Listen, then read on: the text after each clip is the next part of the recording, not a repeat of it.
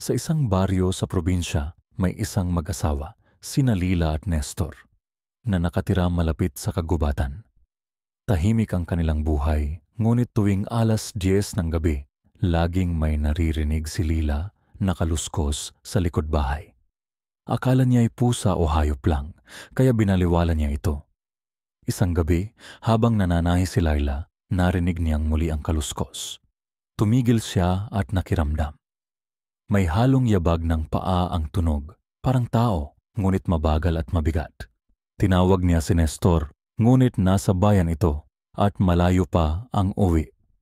Kumuha si Lila ng lampara at dahan-dahang lumapit sa bintana. Sa liwanag ng buwan, nakita niyang may anino ng isang tao sa tabi ng kanilang puno ng mangga. Hindi gumagalaw ang anino, pero tila nakatingin sa kanya. "May tao ba diyan?" tanong ni Lila. Nanginginig ang boses.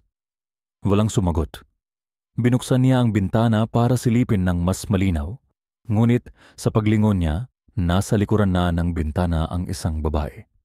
Maputla, duguan at may mahabang buhok na nakatakip sa mukha.